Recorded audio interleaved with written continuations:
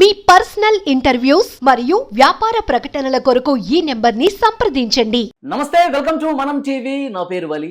ప్రస్తుతం నాతో పాటు ఉన్నారు ప్రముఖ అడ్వకేట్ కళ్యాణ్ దిలీప్ సుంకర్ గారు. వారితో మాట్లాడదాం. కళ్యాణ్ గారు నమస్తే. కళ్యాణ్ గారు, ప్రముఖ కొరియోగ్రాఫర్ జానీ మాస్టర్ మీద కేసు నమోదైంది. పోక్సో కేసు కూడా నమోదు చేశారు. గోవాలో ఉంటే ఆయన అరెస్ట్ చేసి హైదరాబాద్ కూడా తీసుకొచ్చారు. సీక్రెట్ సెల్లో పెట్టి ఆయన విచారిస్తున్నారు.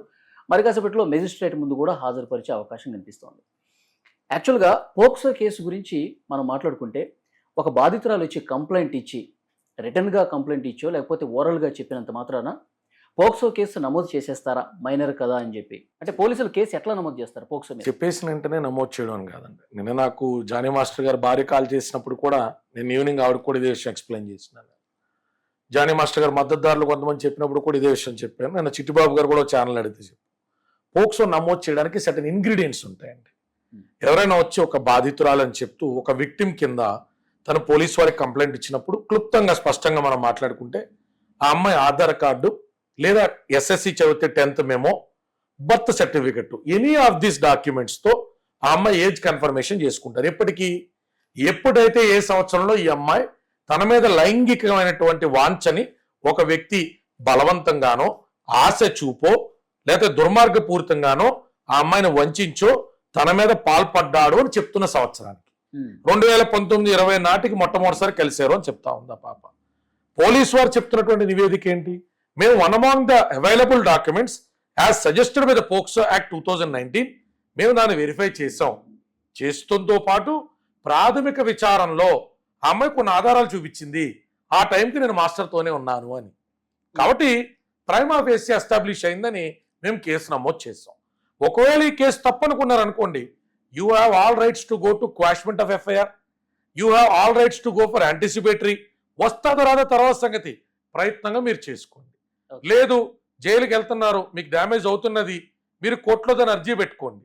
ఇమీడియట్గా 2-3 రోజుల్లో బెయిల్ తెచ్చుకునే ప్రయత్నం చేయండి.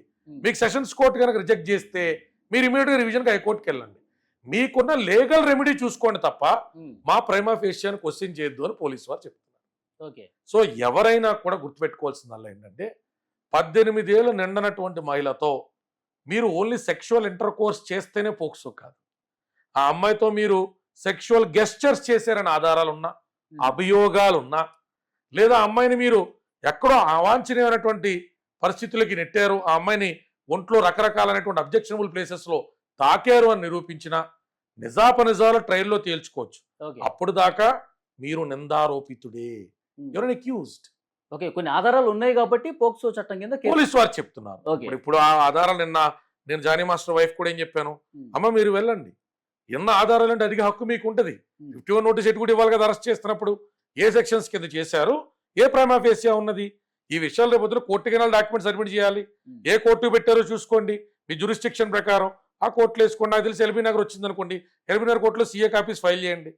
వెంటనే ఇమీడియట్ గా దీని నుంచి కడుక్కుని బయటకు వచ్చేయడానికి ఉండదు, కొనగాలు పడుతుంది. సరే, ఇప్పుడు మెజిస్ట్రేట్ ముందు హాజరుపరిచినప్పుడు జానీ మాస్టర్ తరఫు న్యాయవాదులు కూడా అక్కడ ఏం ఆధారాలు చూపించారు, మా వైపు ఉన్నటువంటి ఆధారాలు ఇవి అని చెప్పి వాళ్ళు డిఫెండ్ చేసుకునే అవకాశం ఉందా? ఉండదండి. ఇమీడియట్ గా ఎప్పుడైతే ఫస్ట్ టైం మెజిస్ట్రేట్ ముందు పెడతారో అప్పుడు ఆన్ డిఫాల్ట్ అనేటువంటిది అతనికి రిమాండ్కి వెళ్తారు. అఫ్ కోర్స్ మెకానికల్ ప్రాసెస్ లో రిమాండ్కి పంపొద్దు అని చాలాసార్లు సుప్రీంకోర్టు చెప్పినప్పటికీ ఫస్ట్ స్టేజ్ లోనే అతని తరపున వాదనలు విన్నరు. ఇక్కడ ఓరల్ గా మెజిస్ట్రేట్ ముందు చెప్పేది ఉండదు.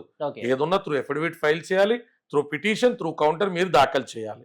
రిమాండ్కి పంపించిన తర్వాత ఒకవేళ రిమాండ్ అవార్డు అయితే ఇమీడియట్ డేనే బెయిల్ అనేటువంటిది మూవ్ చేసుకుంటారు. ఫస్ట్ బెయిల్ అనేటువంటిది సాధారణంగా ఎందుకు రిజెక్ట్ చేస్తారు అంటే, బయటకు వచ్చినప్పుడు ఇతను కొంచెం హైలీ ఇన్ఫ్లుయెన్స్డ్ పర్సన్ కాబట్టి ఏదైనా ఎవిడెన్సెస్ ని ట్యాంపర్ చేస్తాడనో లేదా ఆ పిల్లకి ప్రాణహాని ఉందనో ఒక రొటీన్ ప్రొసీజర్ లో ఆమె తరపున పబ్లిక్ ప్రాసిక్యూటర్ అనేటువంటి వ్యక్తి తన వాదనల్ని, తన అబ్జెక్షన్స్ ని తెలియజేస్తాడు. పోక్సో అనేటువంటిది అట్రాక్ట్ అయ్యేటువంటి ఆ ఇంగ్రీడియంట్స్ అనేటువంటివి పోలీసు ఎవరు పెట్టారు అనేటువంటిది ఈయన తరపునటువంటి కౌన్సిల్కి తెలిస్తే మాత్రం ఖచ్చితంగా 2-3 బెయిల్ దాకా కూడా పెద్దగా దాన్ని ప్రెస్ చేయరు. 5 రోజుల గ్యాప్ లో, 4 రోజుల గ్యాప్ లో 2వ బెయిల్ 3వ బెయిల్ కూడా ఫైల్ చేస్తారు. అయితే ఇక్కడ ఇంగ్రీడియంట్స్ ఏంటనేటువంటిది ఆవిడే జానీ మాస్టర్ గారి భార్యే ఒక 2-3 రోజుల్లో తెలుసుకున్న తర్వాత మనందరికీ బహిర్గతం చేస్తారు. నాకు కూడా ఒక కాపీ పంపిస్తానని చెప్పారు. కాబట్టి మనం అందరం కూడా వెయిట్ చేసి చూడాలి. Okay sir. Jani master wife Ayesha చెప్తా ఉన్నారు, ఆమె యాక్చువల్గా హిందూ. అవును. జానీ మాస్టర్ పెళ్లి చేసుకున్న తర్వాత కన్వర్ట్ అయ్యి సుమలత గారు ఆయేషా గారు. ఎస్ సుమలత. ఆమె నిన్న మాట్లాడుతూ ఉన్నారు, జానీ మాస్టర్తో కొన్ని సంవత్సరాలుగా ట్రావెల్ చేసి ఇప్పుడు ఏదో మనస్పర్ధలు వచ్చి బయటకు వచ్చి ఇష్టం వచ్చినట్టుగా ఆరోపణలు చేస్తే ఎట్లా నమ్ముతాము, ఆమె ఏం ఆధారాలు ఉన్నాయి, అసలు ఆమెకి చాలా మందితో కూడా అఫైర్స్ ఉన్నాయి అని చెప్పి మాట్లాడిన పరిస్థితి కనిపిస్తోంది. అసలు ఆధారాలు ఏమున్నాయి? జానీ మాస్టర్తోనే అత్యాచారం చేశాడనో లేకపోతే లైంగికంగా ఇబ్బంది పెట్టాడనో ఆమె దగ్గర ఏం ప్రూఫ్ ఉంది, ఏం సాక్ష్యం ఉంది అంటున్నారు. అదే ఇవన్నీ కూడా కోర్టులో పోలీసు వారు సబ్మిట్ చేసిన రికార్డు మనం చూసినప్పుడే మాట్లాడగలుగుతాం. కమింగ్ టు ఆవిడకి ఏదన్నా వేరే ఎఫ్ఐఆర్స్ ఉన్నాయి అనేటువంటిది ఆవిడ కోడ్ ఆఫ్ కాండక్ట్ విషయంలో నామమాత్ర ప్రభావం చూపెడుతుంది, కానీ అసలు పూర్తిగా కాండక్టే బాగోలేని అమ్మాయికి కూడా ఒక వ్యక్తికి అన్యాయం చేసేటువంటి హక్కు రాజ్యాంగం ఇవ్వదు. నేను గతంలో లావణ్య విషయంలో కూడా ఇదే విషయం మీద ఫైట్ చేసినాను, అదే 493 విషయంలో కూడా నిలబడినాను. ఒకటే పాయింట్ ఏంటంటే ఆ అమ్మాయి కాంటాక్ట్ ఒక 50 మంది అబ్బాయిలతో మాట్లాడినటువంటి కాంటాక్ట్ సర్ఫేస్ అవనివ్వండి, అవుద్ది లేదు నేను కమెంట్ చేయను. అయినప్పటికీ అదేది కూడా జానీ మాస్టర్ ఒకవేళ ఈ అమ్మాయికి అన్యాయం చేశారంటే దీన్ని పోల్చి ఇది చెయ్యొచ్చు అని యాక్సెప్టబిలిటీ జుడిషియల్ పర్వ్యూలో ఉంటుంది. ఓకే, నేను నిన్న విషయం ఆయేషా గారు ఎలియాస్ సుమలత గారికి కూడా చెప్పాను, అమ్మా మీరు ఆ పిల్ల క్యారెక్టర్ కాంటాక్ట్ గురించి పదే పదే ఎత్తద్దు, తద్వారా మీకు డిఫెన్స్ మెకానిజంలో బ్యాక్ ఫైర్ అవుతుంది తప్ప మీకు కోర్టులో పాజిటివ్ నోట్ ఉండదు. ఇదిగోండి ఇప్పుడే పిల్ల క్యారెక్టర్ గురించి ఇన్ని మాట్లాడుతున్నారు, ఈయన బెయిల్ మీద ఇంకెన్ని మాట్లాడతారో, ఆ పిల్లకి ఎంత అన్యాయం చేస్తారు అనేటువంటి వ్యూ తీసుకెళ్తారు జడ్జికి. ఇప్పుడు మీరు చెప్పాల్సిందల్లా ఆ అమ్మాయి ఏజ్, ఆ అమ్మాయి చెప్తున్నట్టు జానీ మాస్టర్ పరిచయం అయినప్పుడు మైనరా కాదా, ఆ విషయం ఎస్టాబ్లిష్మెంట్ మీద మాట్లాడండి. 2, జానీ మాస్టర్ ఈ అమ్మాయిని పెళ్లి చేసుకుంటానని మాట ఇచ్చారా, మీరు ఈ అమ్మాయిని ముస్లిం కింద కన్వర్ట్ అవ్వమన్నారన్న. దానికి ఆవిడ నాకు సవివరమైనటువంటి వివరణ ఇచ్చారు. అన్న నేను ఇట్లా కన్వర్ట్ అవ్వమని చెప్పినటువంటి డిస్కషన్ ఆ అమ్మాయి చెప్పినట్టు జరగలేదు. నేను ఆ అమ్మాయి బుర్కా వేసుకుని జానీ మాస్టర్కి అన్నాలు వడ్డించడం, బుర్కా వేసుకుని జానీ మాస్టర్ క్యారవాన్ దగ్గర తిరుగుతా ఉంటే ఏంటమ్మా నీకు అంత ఇంట్రెస్ట్ ఉందా, ఏంటి ఇస్లాం అంటే, అంటే లేదండి నాకు మాస్టర్ జీవితం ఇచ్చారు, ఇక నా జీవితాంతం నేను మాస్టర్తోనే ఉంటాను కాబట్టి నేను ఇస్లాంలో కన్వర్ట్ అవుదాం అనుకుంటానని చెప్తూ ఆ పిల్ల కొన్ని చేష్టలు చేస్తుంటే బాధితురాలు ఆమె అన్నదా అన్నారని చెప్పి నాకు నిన్న జానీ మాస్టర్ భార్య చెప్పడం జరిగింది. మీరు రాగానే కూడా మీకు ఆ కాళ్ళకి వినిపించాను మీకు నేను.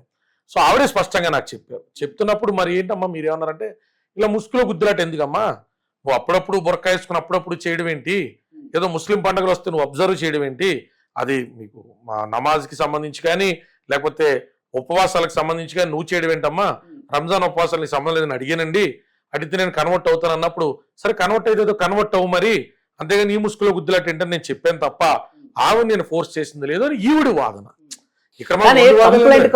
కంప్లైంట్ కాపీలో పూర్తి విరుద్ధంగా ఉంది.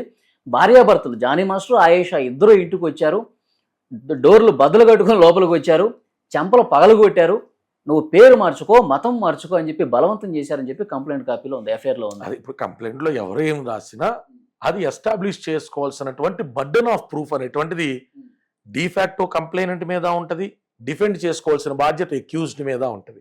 సో ఇవాళకి ఇవ్వలేదు కంప్లైంట్ రాసే ఉంటే కాదు కదా, కంప్లైంట్ ఇంగ్రీడియంట్స్ ని ఇప్పుడు ఈ రకమైనటువంటి రప్చర్ అంతా సెటిల్ డౌన్ అయిన తర్వాత కోర్టులో నిరూపించుకోవాల్సిందే కదా. సో ఈ రోజు మీడియా చూపెడుతుంది వారం 10 రోజులు నెల రోజుల తర్వాత కోర్టులో వీళ్ళే ముఖముఖాలు చూసుకోవాలి కదా.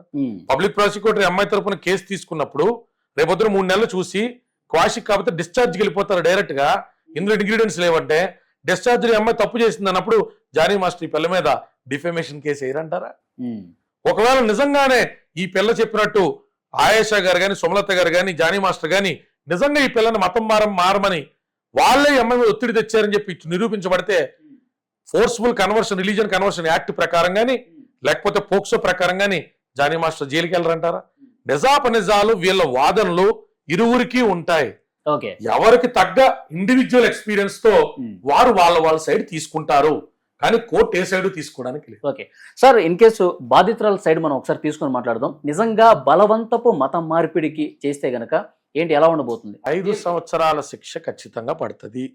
పోక్సో ప్రకారం 10 సంవత్సరాల నుంచి యావజ్జీవ శిక్ష పడే అవకాశం ఉంటుంది. ఈ అమ్మాయి చెప్పిన కంటెంట్స్ లో తన దగ్గర కూడా సాక్షులు బలంగా ఉండి పోలీసు వారు పెట్టినటువంటి పంచెస్ గనక హాస్టైల్ అవ్వకుండా నిలబడితే ఖచ్చితంగా జానీ మాస్టర్ చాలా పెద్ద ఇరుకుల్లో ఉన్నట్టు. 2 రకాలుగా మనం చూడాలి. ఇప్పుడు చాలా మంది ఏం చేస్తారు, మీరు తమ్నేల్ పెడతారు జనాలను అట్రాక్ట్ చేయడానికి, తమ్నేల్ చూసి లోపలికి వస్తాడు, కంటెంట్ ఎవడన్నా చూస్తాడా, తమ్నేల్ బట్టి జడ్జిమెంట్ కనుక కమెంట్ పెట్టేస్తాడు. ఇది అంతే, కేసు పూర్వాపరాలు ఇంకెవరికి తెలియదు, ఓన్లీ మీడియాలో చూపెడుతున్న ఎఫ్ఐఆర్, ఆ పిల్ల రాసిన కథనాలు ఇవి మాత్రమే తెలుసు. జానీ మాస్టర్ సైడ్ నేను ఆయన భార్య అయాషా గారు అలియా సుమలత గారు కొన్ని ప్రముఖ మీడియా ఛానల్స్ ముందుకు వచ్చి కొన్ని ప్రశ్నలు లేవలెత్తినటువంటివి ఇప్పుడు చర్చనీయమైనవి.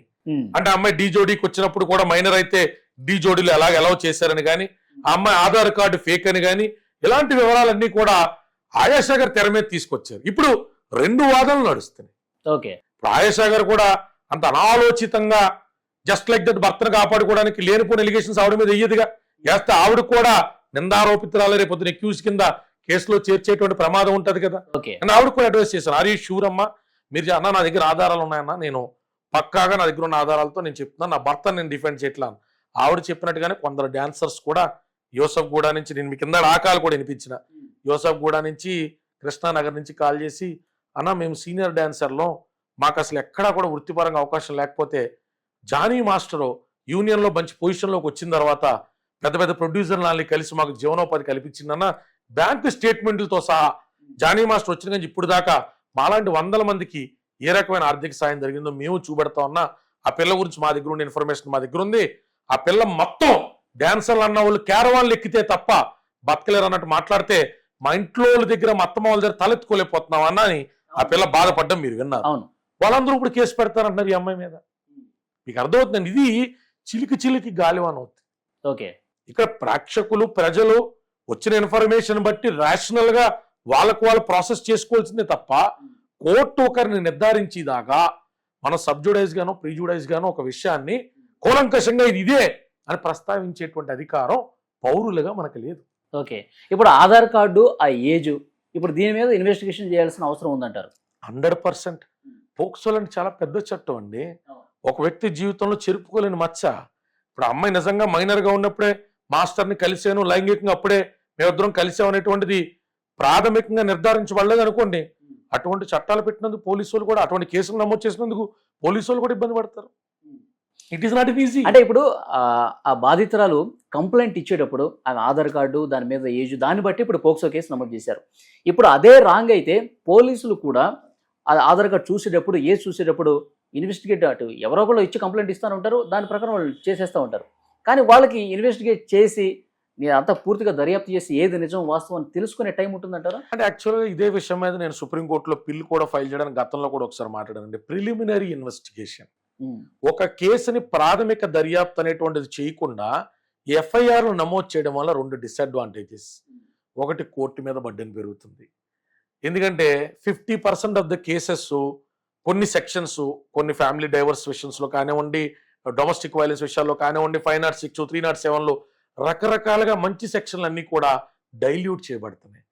ఇవన్నీ కూడా కోర్టు మీద భారం పడుతున్నాయి.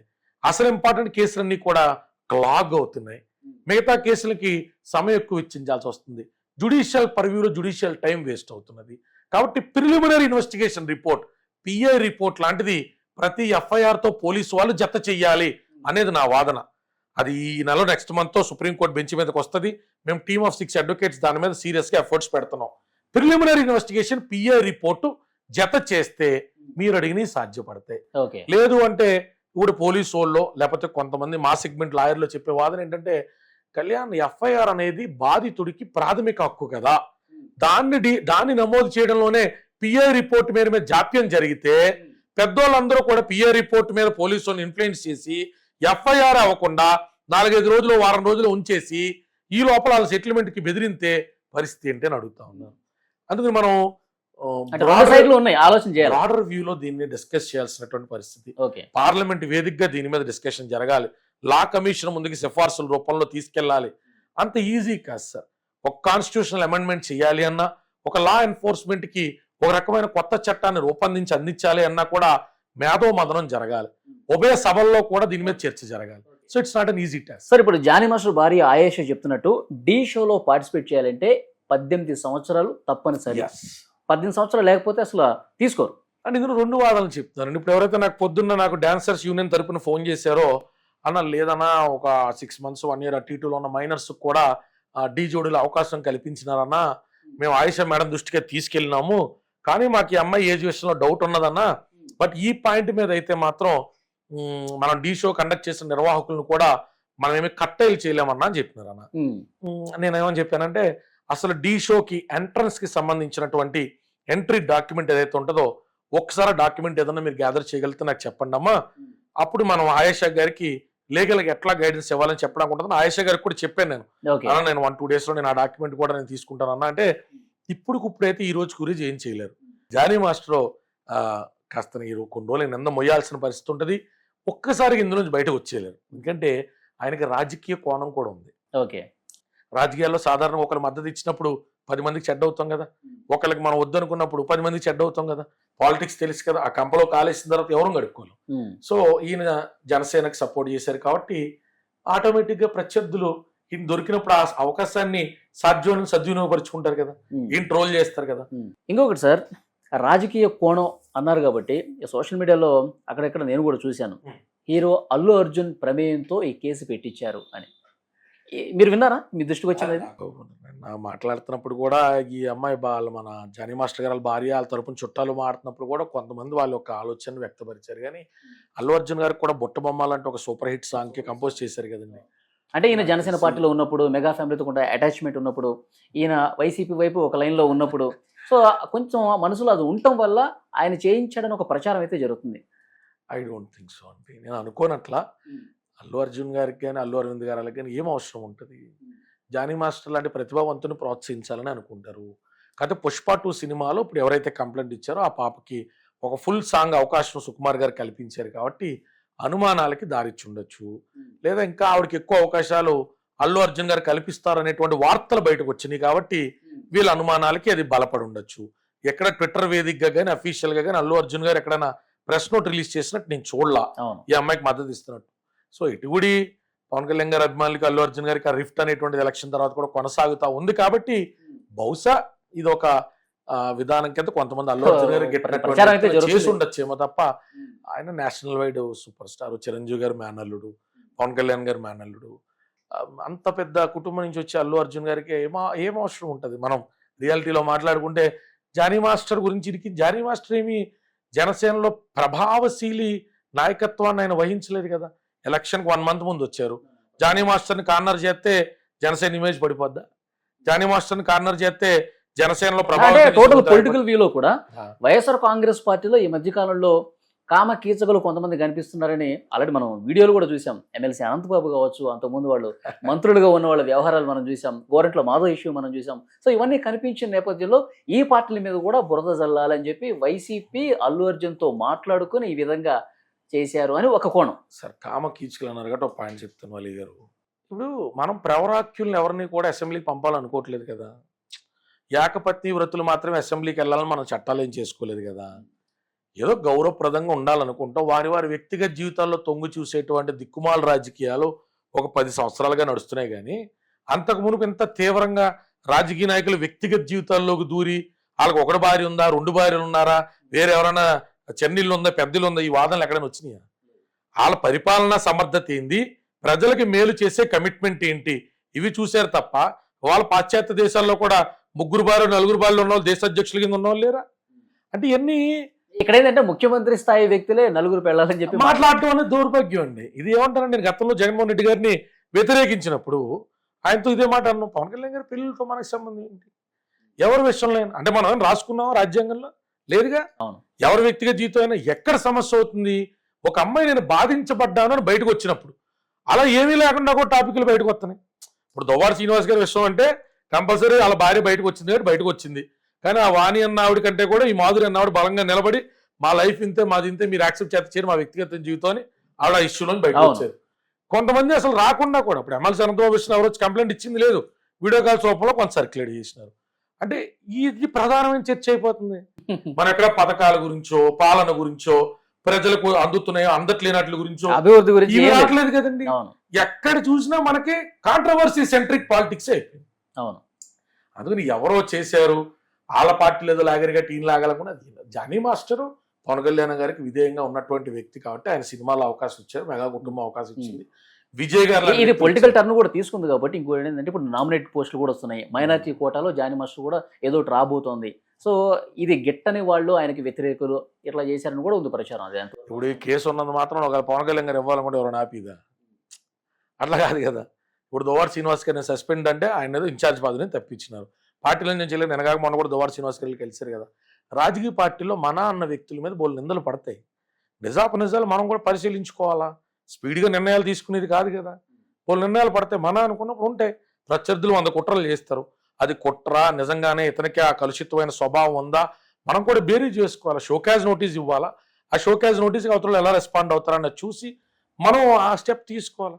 మన గురించి ఒకళ్ళు నిందపడ్డానికి సిద్ధపడ్డ వ్యక్తి మీద నిందపడ్డప్పుడు మనం కూడా వాళ్ళ హక్కును చేర్చుకోవడం సిద్ధంగానే ఉండాలిగా. అలా అన్ని పార్టీలు ఉంటాయి. దాని పవన్ కళ్యాణ్ గారు ఒకరు చేయాలనుకుంటే ఆపగలుగుతారు ఎవరన్నా. మైనార్టీ కోటా రేపు ఇవ్వాలనుకున్నారు అనుకోండి, ఈ కేసు కింద నడుస్తుందని శిక్ష పడ్డప్పుడు తప్పింత అవసరం అయితే ప్రస్తుతానికి కానీ బాధ్యతలు ఇస్తా ఉంటే ఎవరైనా ఆపుతారే. అట్లే ఉండదు కదండి. ఓకే, ఇంకొకటి సార్, ఇప్పుడు జానీ మాస్టర్ రిమాండ్కి వెళ్ళిన తర్వాత బెయిల్ అప్లై చేసుకోవడానికి ఎంత టైం పడుతుందంట? ఇమీడియట్ గా చేసుకోవచ్చా? రిమాండ్ అనేటువంటిది అయితే పోక్సో కింద అయితే 3 నెలల వరకు బెయిల్ రాదు అని చెప్పి ఇది స్టాండర్డ్ ప్రొసీజర్ కోడ్ ఏం కాదు సార్. ఇది SOP కింద చెప్తా ఉంటారు కొంతమంది అడ్వకేట్లు. ఖచ్చితంగా మర్డర్ అంటే 3 నెలలు రాదు, అటెంప్ట్ టు మర్డర్ అంటే 2 నెలలు రాదు. ఇవన్నీ అది టైం లైన్స్ కాదు సార్. మీ దగ్గర ఇంగ్రీడియంట్స్ ఉన్నాయా, మీ కేసులో కంటెంట్ ఉందా, జడ్జితో కొట్లాడేటువంటి కెపాసిటీ, కొట్లాడడం ఇన్ ద సెన్స్ మీరు లీగల్ గా ఫైట్ చేసేటువంటి ఓపిక ఉన్నదా, మీరు సెకండ్ బెయిల్ గా తీసుకురావచ్చు. అంతకుముందు నేను చందుసాయి అనేటువంటి అబ్బాయి విషయంలో నేను 16 రోజులు 18 రోజుల బెయిల్ తీసుకురాలేదా? ఈ అబ్బాయి షణ్ముఖ్ జశ్వంత్ వాళ్ళ అన్నయ్య సేమ్ 376 రేప్ కేసు విషయంలో ఆ అబ్బాయి కూడా 2 వారాల బెయిల్ తీసుకురాలేదా? నేను ఆల్మోస్ట్ ఈ 376 కేసులు 23-24 కేసులు లాస్ట్ 1.5 year లోనే చేసినాం. అన్నిట్లో ఏది 20 రోజులు 22 రోజులు 25 రోజులు దాటిని చెప్పండి. అయ్యి పోక్సో 2 కేసులు చేసినాం. ఆ పోక్సో కేసుల్లో ఒకటి 31 రోజులు, ఒకటి 27 రోజులకి తీసుకొచ్చిన లేవా? అదే మనకి ఇంగ్రీడియంట్స్ బట్టి ఉంటాయండి. గ్యారంటీగా అంటే ఏముంది, మీకు లోయర్ కోర్టులో సాటిస్ఫాక్షన్ లేదు, హైకోర్టుకి పోండి. హైకోర్టులో మీకు చొక్క ఎదురవుతుంది, సుప్రీంకోర్టుకి వెళ్ళండి. ఏ ఎక్స్టెంట్ గా ఫైట్ చేసి మీ కేసులో ఇంగ్రీడియంట్స్ ఉన్నాయి, అవతల కేసు ఫాల్స్ అండ్ ఫ్రివలియస్ గా బిల్డ్ చేయబడ్డది అని మీరు నమ్మాలి. మీ క్లయింట్ విషయంలో వ్యతిరేకతలు ఉంటాయి, విమర్శలు ఉంటాయి, ఖచ్చితంగా ఉంటాయి. ఒక సైడ్ తీసుకున్నప్పుడు రావా, అందరూ మనల్ని మెచ్చుకుంటారు. లావణ్య కేసు విషయంలో నన్ను ఎంతమంది ట్రోల్ చేశారు. That happens. సార్, ఇప్పుడు జానీ మాస్టర్తో ఆ అమ్మాయి సఖ్యతగా ఉంది, స్టార్టింగ్లో సఖ్యతగా ఉందని చెప్పి ప్రచారం అయితే ఉంది. ఒకవేళ ఆమె ఇష్టపూర్వకంగా చేసినా సరే, కలిసి ఉన్నా సరే కొన్ని సంవత్సరాలు, ఆమె మైనర్గా ఉంది కాబట్టి పోక్సో కేసు చాలా సీరియస్గానే చూపిస్తుంది. అదే విషయం నేను ఎక్స్ప్లెయిన్ చేశాను నిన్న. ఖచ్చితంగా మైనర్ అన్నది ఎస్టాబ్లిష్ అయితేనే ఈ కేసు కొత్త రూపం తీసుకుంటారు తప్ప, లేదా సాధారణంగా జానీ మాస్టర్ కేసులో చక్కగా బయటపడచ్చు. మైనర్ అన్న టర్న్ తీసుకుంటే మాత్రం జానీ మాస్టర్ ఇబ్బంది పడతారు. ఇప్పుడు మైనర్ కాదు అని ప్రూవ్ చేయాలి. ఇప్పుడు అదే మెయిన్ ఇంగ్రీడియంట్. ఇప్పుడు మైనర్ చుట్టే రేప్ కేసు ఇవన్నీ పక్క వెళ్ళిపోయినాయి. 376 చెప్తున్నారు, 376 నాకు అంత వెయిట్ లేదు అనిపిస్తుంది. ఓన్లీ పోక్సో మీద పోక్సో మీద గేమ్ అంతా నడుస్తుంది. Okay, POCSO is centric here. Okay, బాలిక మీద అనేసరికి కోర్టు చూసే వ్యూ కూడా మారిపోద్ది. అసలు పోక్సో యాక్ట్ అనగానే జడ్జి చూసే ఫస్ట్ వ్యూవే అసలు ఫ్యాక్ట్స్ ఆఫ్ ద కేసులోకి వెళ్ళరు. హైకోర్టులో కానీ లోయర్ కోర్టులో కూడా బెయిల్ డిస్కషన్స్ లో ఎక్కడా కూడా మీరు ఫ్యాక్ట్స్ ఆఫ్ ద కేసు గురించి మాట్లాడడానికి లేదు. అవన్నీ ట్రైల్లో చూసుకోమంటారు. బెయిల్ కి కొన్ని ఇంగ్రీడియంట్స్ ఉంటాయి, అవి మ్యాచ్ అవుతున్నా లేదో మాట్లాడితే సరిపోద్ది. So jail is not a right, bail is right. But in this kind of cases bail again becomes the discretion of the court. Please remember this. Confuse అవుతారు చాలా మంది, అన్న బెయిల్ ఈజ్ రైట్ కదా, jail is not కదా అంటే, that is not a rule which is nobly applied for all the cases. Again at certain stages, at certain cases bail becomes the discretion of the court. Anticipatory bail కాదు, pre arrest బెయిలే కాదండి, సాధారణంగా regular bail కూడా కొన్ని cases లో investigation అవ్వాలి కదా. Kangareddy investigation అవ్వాలని కంగారెడ్డి ఎందుకు కంగారు పడుతున్నారు మీరు అడుగుతారు. ఏం కావాలి? జానీ మాస్టర్ భార్య ఆయేషా అలియాస్ సుమలత మీకు ఫోన్ చేసి మాట్లాడుతున్నారు, కొంత ప్రాథమికంగా సమాచారం కూడా మీకు అందిస్తున్నారు. జానీ మాస్టర్ కేసు కళ్యాణ్ దిలీప్ శంకర్ తీసుకుంటున్నారా? లేదండి, నేను వాళ్ళు ఫస్ట్ ఎవరో అడ్వకేట్ ఎవరో సినిమా ప్రొడ్యూసర్స్ ద్వారా వాళ్ళకి అసైన్ అయ్యారంట. లీగల్గా అసిస్టెన్స్ ఏదైనా కావాలంటే నేను ఇస్తానమ్మా అని చెప్పినాను. ఇప్పుడు ఎవరైతే ఈ అమ్మాయి మీద కూడా కేసు పెడతాను ముందరకు వచ్చారో వాళ్ళకి లీగల్ గైడెన్స్ ఇస్తాను, అవసరమైతే నా టీవీని పంపిస్తానన్నాను. యాజ్ ఆఫ్ నౌ నేను ఆన్ రికార్డ్ లేను, బట్ వారు నాతో టచ్ లో ఉన్నారు. నేను మీకు టచ్ లో ఉన్నారంటే నాకు డౌట్ వస్తుంది, 3 రోజుల తెర మీదకి వస్తారేమో అఫీషియల్ గా. అట్లేం లేదన్నా, నేను మాట్లాడుతున్నా. మా ఫ్రాటర్నిటీలో ఏ లాయర్ చేసినా కేసు విషయాల్లో నేను జోక్యం చేసుకోను. వాళ్ళకి ఇష్టం ఉన్నది అంటే అని ఏదైనా లీగల్ గా నాకున్న సైటేషన్స్ ఇవి, ఇవో గతంలో నేను తెచ్చిన కేసు ఆర్డర్స్ మీకు ఏమైనా ఉపయోగపడతాయన్నా అని చెప్పి మనం సబ్మిట్ చేస్తాం. మన ప్యారల్ అయినా, మనకంటే సీనియర్ అయినా, మన జూనియర్ అయినా, మా ఫ్రాటర్నిటీ లీగల్ ఫ్రాటర్నిటీలో ఎవరు వచ్చినా కోఆపరేటివ్ మోడ్ లో నేను అనేది ఏమైనా పరిశీలిద్దామా ఈ రకంగా వెళ్తాను. ఒక్కొక్కరు తీసుకుంటారు ఇన్పుట్స్ ఇస్తున్నారా? ఇప్పుడు ఆధార్ కార్డు వీళ్ళకి ఇస్తున్నాను, మీకు వినిపించిన కాలేదే వీళ్ళకి ఇస్తున్నాను. ఆ లాయర్తో మనం డైరెక్ట్ గా మాట్లాడితే బాగుంది. వారికి కొంత ఈగో ఉంటది కదా, ఓకే. వారు చేస్తున్న కేసులో మనం ఇన్వాల్వ్ అవ్వడం కూడా ధర్మంగా. జస్ట్ సుమలత గారికి ఏమైనా ఇన్పుట్స్ ఇస్తున్నాను వాళ్ళతో ఇస్తున్నాను. వాళ్ళ బామ్మర్ దొరకాలి చేస్తారు వాళ్ళకి, జానీ మాస్టర్ టీం సభ్యులు ఎవరైతే నాతో మాట్లాడుతున్నారో వాళ్ళకి, వారు నాతో టచ్ లో ఉన్నారు, ఓకే. వారికి ఇవ్వాల్సిన ఇన్ఫర్మేషన్ ప్రకారం ఇస్తున్నాను. ఇంకొకసారి ఇండస్ట్రీలో కూడా మీకు మంచి పరిచయాలే ఉన్నాయి, చాలా మంది మీరు మాట్లాడుతూ ఉంటారు. ఈ పర్టికులర్ ఈ కేసు గురించి ఏమైనా మీరు పర్సనల్ గా ఇన్ఫర్మేషన్ తీసుకోవడానికి ట్రై చేసినానండి. నాకు కొంచెం క్లోజ్ అసోసియేట్స్, నా బంధువులు కూడా ఉన్నారు. ఏమో విచిత్రంగా ఉందండి ఈ కేసు విషయంలో, రెండు కింద విడిపోయిందేమో ఇండస్ట్రీ అనిపించింది నాకు. కొంతమంది ఏమో డాన్సర్స్ కి భయపెడుతున్నటువంటి కాల్స్ నాకు వినిపిస్తున్నారు, మరి కొంతమంది ఏమో ఇదే డాన్సర్స్ మీరు మాట్లాడండి, నిజం తెలిసినప్పుడు మాట్లాడిపోతే ఎలాగా అంటున్నారు. జానీ మాస్టర్ చుట్టూ మాత్రం కొంత ఏదో ఉచ్చు బిగిసినట్టే కనపడింది నాకు. మరి ఇక నిజాలు అంటే రెండుగా విడిపోయిందంటే కొంచెం ప్రజలకు అర్థమయ్యేటట్టు చెప్పండి. అంటే ఇతను ఆ కౌన్సిల్ కి సంబంధించి కీలకమైనటువంటి పొజిషన్ తీసుకోవడం అనేటువంటిది ఎగ్జిస్టింగ్ ఉన్నటువంటి కొంతమందికి నచ్చలేనట్టు కనబడుతుందండి. ఇక్కడ రాజకీయ పరమైనటువంటి అంశాలు ఉన్నా లేదనేటువంటిది నేను కమెంట్ చేయను. నేను చిట్టిబాబు గారు కూడా చంద్రబాబు నాయుడు గారు చేయించారని టైప్లో మాట్లాడుతూ ఉంటే కూడా నేను సైలెంట్గా ఉన్నా. అది ఎందుకంటే ఇలాగ స్పెక్యులేషన్స్ ఎన్నైనా మనం కుక్ చేసుకోవచ్చు, ఆ కుక్ చేసుకోవడంలో ఉపయోగం ఏముంది? ఇప్పుడు ఈ బిట్ తీసి మీరు పెడతారు, చంద్రబాబు చేంజ్ చేయడానికి వెళ్ళని దిలీప్ అని, ఏం చేస్తాం దానికి? ఇప్పుడు ప్రజలు లోపలికి వెళ్ళి లోతుగా చూడాలి, లోపలికి వెళ్ళి లోతుగా చూడలేదు అనుకోండి, దాంతో క్యారీ ఫార్వర్డ్ అయిపోతారు. సార్ ఇప్పటి వరకు మీకు అర్థమైంది దాన్ని బట్టి జానీ మాస్టర్ కొంతవరకు ఇన్నోసెంట్ అని నమ్ముతున్నారు మీరు? సరే, ఇక్కడ ఇన్నోసెంట్ అనడం కంటే కూడా కొంత అమ్మాయి విషయంలో ఇంకొంచెం జాగ్రత్తగా ఆయన హ్యాండిల్ చేసుకోవాల్సిందేమో అనిపించింది. అంటే ఆ అమ్మాయి విషయంలో కొంత ఏజ్ ఫ్యాక్టర్ విషయంలో కానీ, ఆ అమ్మాయి కొన్ని డిస్టర్బ్డ్ మైండ్ సెట్. అంటే నాకు ఆయేష గారు చెప్పడంతో చేతులు కోసుకునేదన్నా, మా ఆయన్ని బెదిరించేదన్నా అని చెప్తే, మరి ఆదిలోనే అంత తేడాపడగా ఉన్నప్పుడు వదిలించుకోవాలి కదమ్మా. మళ్ళీ సారీలు చెప్పారు కదంటే కాంటాక్ట్ కావాలని చెప్పి ఇదంతా చేసింది, కావాలని చెప్పారని ఆయేష గారు చెప్తున్నారండి. ఇప్పుడు మరి అది ఆ ఆధారాలు వీళ్ళ దగ్గరే ఉన్నాయి, కోర్టులో పెట్టాలి కదా. ఆ పిల్ల చేసిన చాటింగో లేకపోతే ఆ పిల్ల మాస్టర్తో మాట్లాడినవో, ఇవన్నీ రెండు పక్కల వాదనలు. మనం ఇప్పుడు ఇంకా ఆ పిల్ల మన ఎవరికి అప్రోచ్ అవ్వాలా, పోలీసులకి అప్రోచ్ అయింది. ఆ పిల్ల చెప్పినప్పుడు మనకు కొత్త విషయాలు తెలిసిన అనుకోండి, అయ్యో పాప పిల్లకి అన్యాయం జరిగింది అనుకుంటాం. ఇలాంటి కేసెస్లో జనరిక్గా మనం మాట్లాడలేం. ఆడవాళ్ళందరూ ఈ మధ్యన ఇలా ఫ్యాషన్ అయిపోయింది అనలేం, మగవాళ్ళందరూ మత మార్పులు చేసేమన్నారు అనలేం. జనరిక్ స్టేట్మెంట్స్ చాలా మన లో లెవెల్ ఆఫ్ మైండ్ సెట్ని చూపెడతాయి. జనరిక్గా మనం మాట్లాడాలి, ప్రతి కేసు టు కేసు దాంట్లో ఇంగ్రీడియంట్స్ మారుతాయి.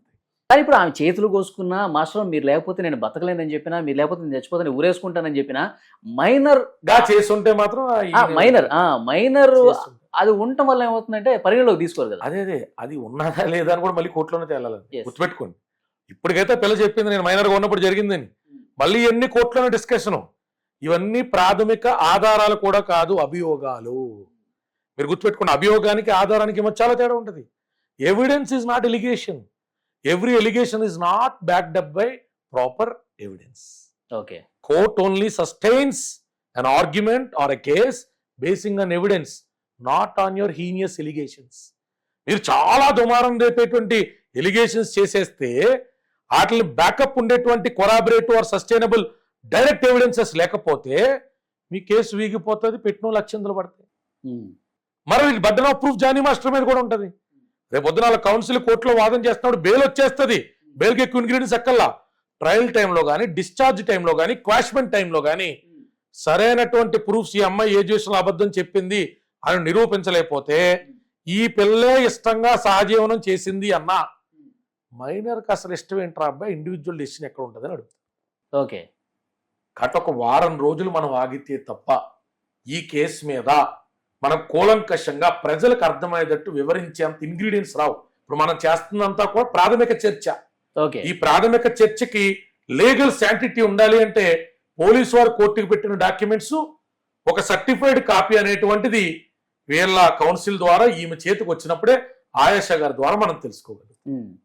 ఇప్పుడు ఆమె తప్పుడు ఏజ్ పెట్టింది, తప్పుడు పత్రాలు ఇచ్చింది డేట్ ఆఫ్ బర్త్ కి సంబంధించి, అప్పుడు ఏమవుతుంది సార్? 2 సంవత్సరాలు జైలు శిక్ష పడుద్ది అమ్మాయి. It's not easy.